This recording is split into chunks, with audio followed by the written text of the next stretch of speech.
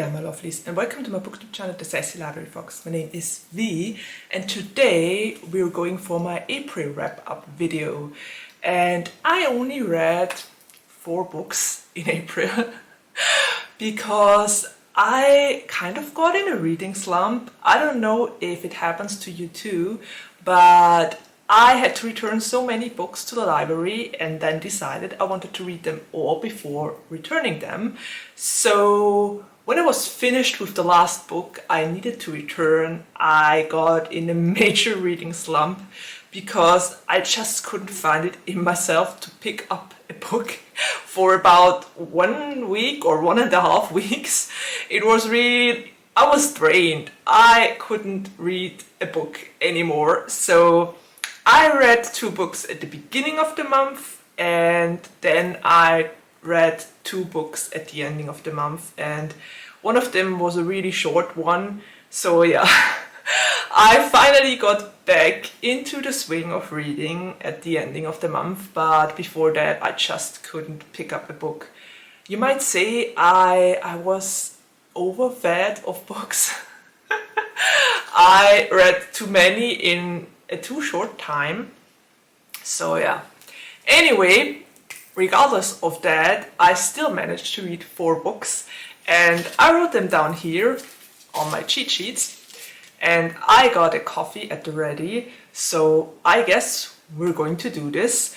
It was actually a good reading month. I rated the books I read very highly, except of one, but I will get to that. Okay, so the first book I read in April was Carrie, Soto is Back by Taylor Jenkins Reid. And I have yet to come across a Taylor Jenkins Reid book I didn't like. I loved them all. They all have so very different topics, but this one, I swear I've never been a huge fan of tennis, but Taylor's writing style really made me pull for the characters. And we basically have Carrie Soto, who has been in retirement for, I think it were 6 years or so, when she ended her career and said that she would retire. And well, then she sits in the stands and is watching a tennis match between Nikki-chan and someone else. I don't remember which woman it was, but she watches that match, and Nikki-chan breaks another record and then kind of threatens to break Carrie's record if she wins just one more game. So yeah, due to that, Carrie decides she has to get back from retirement and she will give it one last shot to keep her record. And what I really liked about this book is that Carrie is 37, I think, and returns to the court. And she's a person not a lot of people like, because she always says that she was the reason for her success, her hard work and everything, and people expect her to be thankful for the fans. And she is brutally honest sometimes and really doesn't hesitate to point out the flaws of other players. So not everyone can take that. And well, let's say she isn't all too popular with the tennis crowd. A lot of people gave her mean nicknames like the Battle Axe. And yeah, she's not someone who makes friends easily. Let's just say like that. And not someone who gets the hearts of the crowd that easily. But she still pushes through. She goes her own way, and she comes back from retirement and gives it one last shot. So I love this book so much. I especially love the relationship between Carrie and her father, Javier. Javier used to be a tennis player as well. I think his name was the Panther, and he was pretty popular back then. And when Carrie showed interest as a child in playing tennis, he taught her and he became her coach. So those two are father-daughter kind of coach-player relationship. and they don't always have it easy. But I loved the relationship so much, and I also loved Bone Huntsley, I think was his name. He was a male character in the book, and he was another tennis player that also wanted to make his comeback, or he actually had been on the court for a very long time and he wanted to give it one last shot before retiring. So yeah, Carrie and Bo get along pretty well. I love those two. And quite honestly, get yourself a man like Bone who will support you no matter what. That man was chef's kiss. So yeah, I love this book. I really did 4 paws and it was really great. I had a good time with it. And I really liked how it ended and how everything was resolved. It was very suitable for the book and for Carrie's character arc. And yeah, it was great. It was amazing. I can recommend that one. Okay, let me take a sip of my coffee before I go into the second book. And the second book I read in April was Fourth Wing by Rebecca Yarros. And I rated that one with 4 paws as well. It was great, don't get me wrong. I know a lot of people will wonder why I didn't give it 5 paws, but I think I've just read too many fantasy and romantasy books that all had similar topics and tropes. So I think you might say I'm a veteran in that genre, in the fantasy and romantasy and I don't know what genre. So yeah, for me 4 stars, or 4 paws in that case, is a high rating. Anyway, let's get to the book itself. I really enjoyed that one. We basically follow Violet Sorringale, and Violet has been ill her entire life, or I don't know, I think she had some sort of disability. When her mother was pregnant with her, she got a certain fever and survived that fever, and somehow Violet suffered from that while she was still in the womb. So she isn't all that healthy. She has a lot of health struggles. She easily bruises, she easily breaks her bones. She is not as healthy and strong as people usually would be. So she was supposed to end up in the scribe sector of their city, and her entire life she trained to be a scribe, but then a couple of months before she would have become one, her mother tells her that she wanted to go to become a dragon rider. And well, to become a dragon rider is the most deadly thing you can do or could try to do. So of course Violet isn't really happy about that, but her mother basically forces her to go there and to become a dragon rider. So it's either get through school and survive or die trying, basically. Well, Violet, of course, doesn't want to die and goes there, and the rest is history and story. You gotta discover by yourself. I would just say that I really like the dragons in that book. The dragons were great. The characters in general were all great. I really liked them. But of course, I liked Xaden a lot. I think I'm not spoiling anything here when I say that I liked Xaden. And well, there was a character I absolutely didn't like. And yeah, I think you gotta read the book to find out who it was. I'm gonna go into a little bit of a spoilery part here, so if you haven't read the book, just continue, and if you have, stick around with me and let's discuss. I found the ending very interesting because I'm pretty certain we will hear a lot of backstory about the government and about how things are done behind the scenes. Also, I really loved Xaden and Violet have such an enemies to lovers trope, and I really like that. Even though I gotta admit, I think he fell first. So yeah, I guess Violet doesn't know what to do with that. But at the end, they thankfully finally realized their feelings for each other. And I absolutely didn't like Dane. Dane has been horrible. I don't know, that's not how you are a supportive friend to your bestie, because the things he did and how he always said that she's weak and that she couldn't do it, and oh my gosh, that man needs to calm down, and then the betrayal at the ending, whoa. I wish I could say I was surprised about him betraying them, but no, I wasn't surprised at all. I saw it coming from miles away, because with that attitude and with that moral, or those morals, it was clear that sooner or later he would betray them. Anyway, now that Violet's brother came back from the dead, I'm very curious about book 2 and how it's gonna end.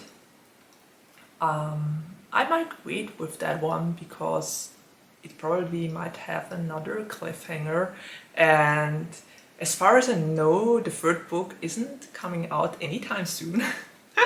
So I better wait with reading Iron Flame, but all told, I really enjoyed that one and it was great, and yeah, it was a fun ride.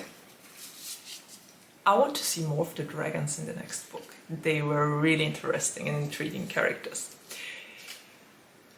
Okay, so that is the ending of the spoilery part. I gave this book 4 paws because I've read so many young adult and romantasy books already, but that doesn't mean that it wasn't good. It was really great, and you wanted to know how it continues, and it was basically just another chapter kind of book for me. So yeah, 4 paws it is. Okay, next up, and the third book I read in April was Idle Burning by Usami, I think. Yeah, I wrote it down correctly. And I rated this book 2 paws because I think I went into this with other expectations, or different expectations than it actually was. And I think the blurb is kind of misleading of what you have to expect from the book. Because, I don't know, I expected I would get a book about a fan and her idol, and how her being a fan becomes toxic over time, how she becomes obsessed with that idol, and especially after a scandal in which her idol was involved. And I thought we would see the descent of a girl that was normal at the beginning, or fairly normal, and then gets really, I don't know, falls into a toxic relationship with her idol, or I don't know, I expected something really dark and twisted, and yeah, the book totally didn't deliver on that front.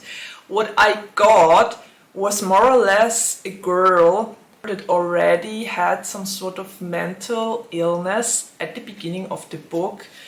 I think she might have even been dyslexic as well, because it was mentioned that she has troubles to read words correctly and always writes them wrong, and that she can't remember things. So yeah, I think Carrie already had mental health problems when we started with the book, and probably even an eating disorder, I don't know. But she already had those mental illnesses and problems when we entered the book, and the fandom is basically her escape. And the reason why she can go on, I think she suffers from a really big depression as well. And the fandom and her idol get her through the day. So yeah, I I I don't know. I expected something different. I expected that the fandom might make her mentally ill and unstable, but in the end it turned out that it was the other way around. So I kind of went into this with the wrong expectations. And also what I didn't like was the implication that you have to be a little bit mentally ill to even fall into a fandom, which was kind of the undercurrent I took from that book. I might be totally wrong, and I'm pretty certain the author didn't mean it that way, but yeah, I took it that way. And also the toxic fandom, I mean, it didn't deliver on that front because, quite honestly, Akari has a blog about her idol Masaki and writes about him. She goes to his concerts, but she always watches him from afar, and she buys, I don't know, 15 CDs or so to vote for her idol. But, well, I've never done that as a fan, but I know a lot of hardcore fans that would do this for their idol, and they are all, it's actually pretty normal. I don't know. I know a lot of fans where this is normal, and if they have the money, they do it, and they take jobs to buy those CDs. So I mean, I've never done that. For me, this is a little bit too extreme. One album is enough. But I do know people who do this. So I wasn't really shocked about this kind of portrayal of toxic fandom and obsession. Yeah. I mean, you have a lot of fans that go to concert and have a blog about their idol. It's nothing unusual. The only unusual thing about this and what was bad was that Akari let school slide and saved all her money to buy fan articles and merchandise. But yeah, I think a lot of people do that. So yeah, also, as I already said, she already had a couple of mental problems when the book started. And yes, her obsession with her idol might have strengthened those problems and issues, but yeah, it wasn't what I expected. I expected some sort of say-song or how you call those hardcore fans that kind of want to meet their idol and even try to find them in the bathroom.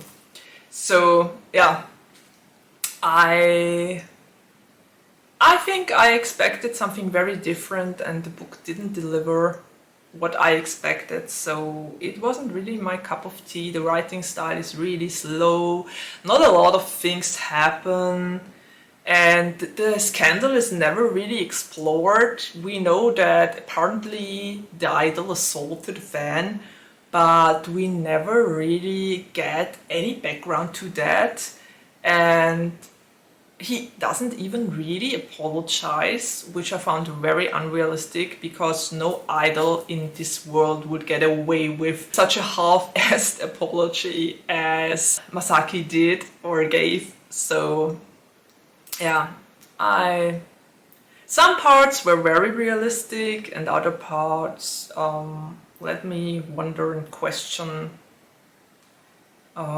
the author's choices or the character's choices. Anyway, I gave this 2 paws because it wasn't my kind of cup of tea and it wasn't what I expected. I went into this with a completely different expectation. So it was bound not to be my cup of tea. Yeah, let's say it that way. Okay, anyway, let's get to the last book I read in April, and I'm just gonna take another sip here. And the last book I read in April was Imogen, obviously, by Becky Albertalli.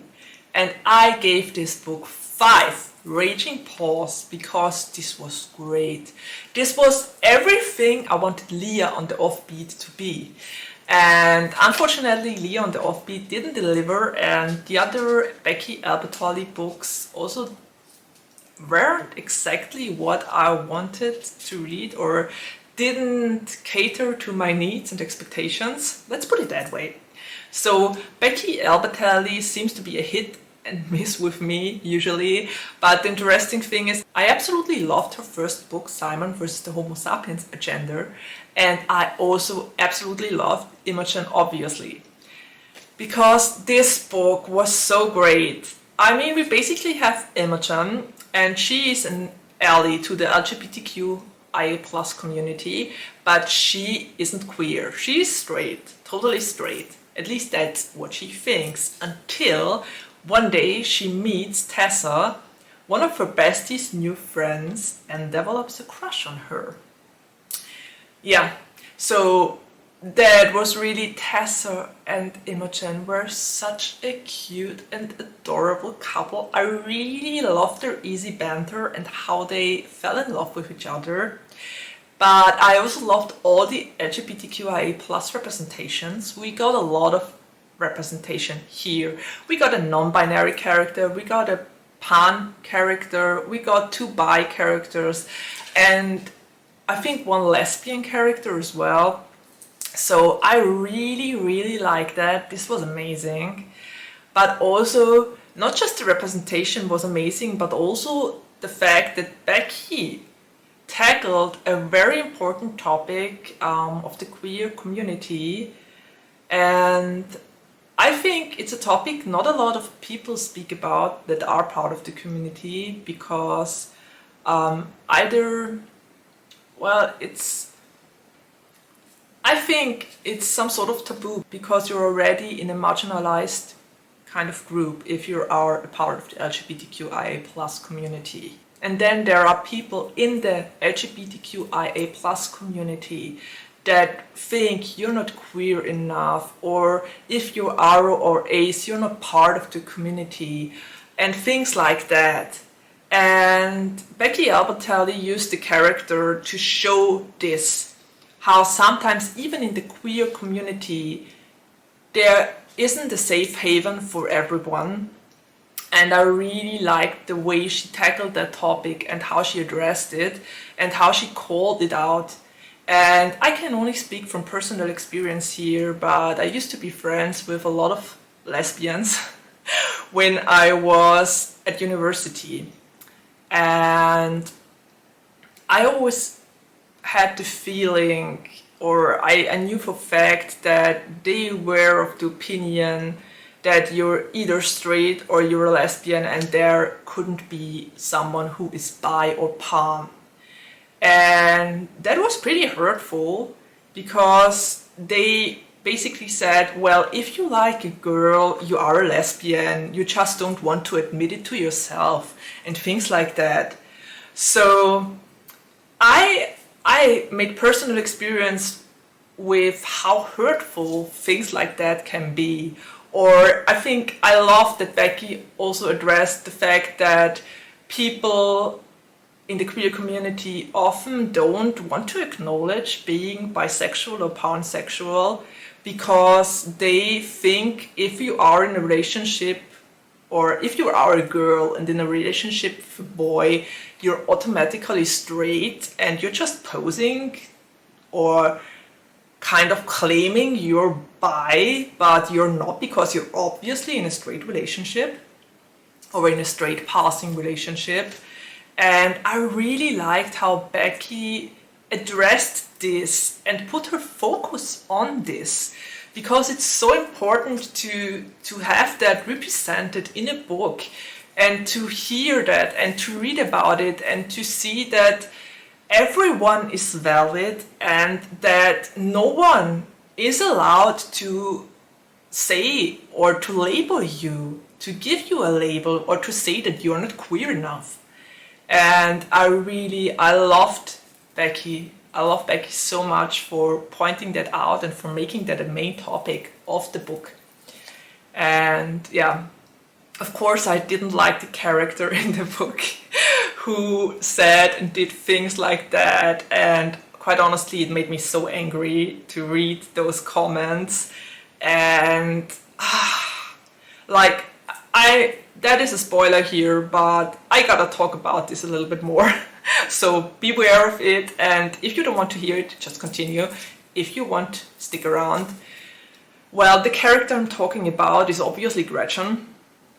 And I really couldn't with Gretchen, because first, she doesn't think that Dallas, the kid who joined the queer club, is queer, even though they insisted on being addressed with they them pronouns and refused to address this anything else. And also I really got so angry when Imogen admitted her crush on Tessa and Gretchen basically brushed it off with the words, "Do you want to her? Because if you don't, you're not. You have nothing to worry about." I mean, what is this even? Apparently she never heard about people that are aro or ace, because you don't need to want to have, let's say, sexual intercourse with a person to have a crush on her, or him, or them, for that matter. So I was so angry when I read that, and even at the ending of the book, Gretchen is still stubbornly refusing to accept that Imogen was questioning herself and that Imogen apparently is bisexual.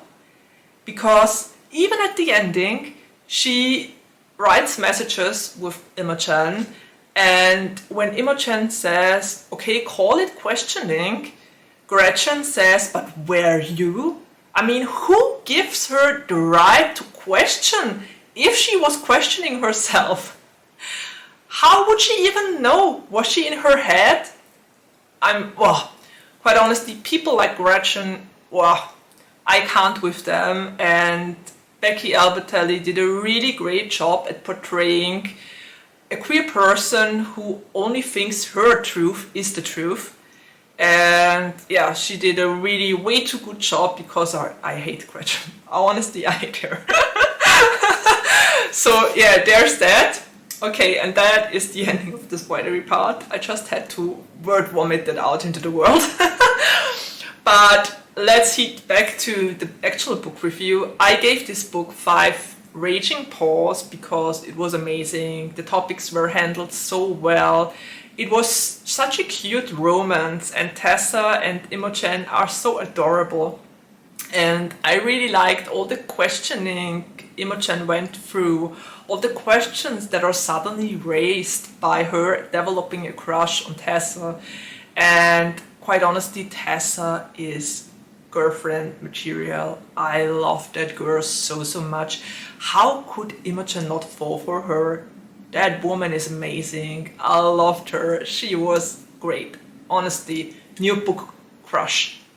Tessa is amazing. Okay, so that's basically it with my wrap up of April.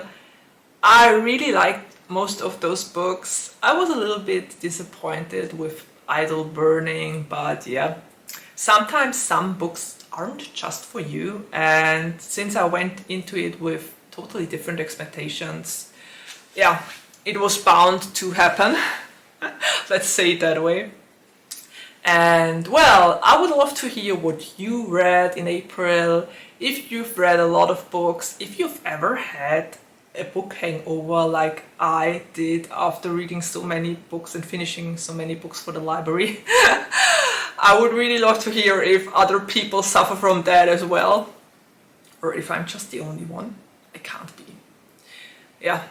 Anyway, I think I'm already at the ending of my video, and there's nothing left to say except of take care, stay healthy and safe, and see you around the next time. Bye!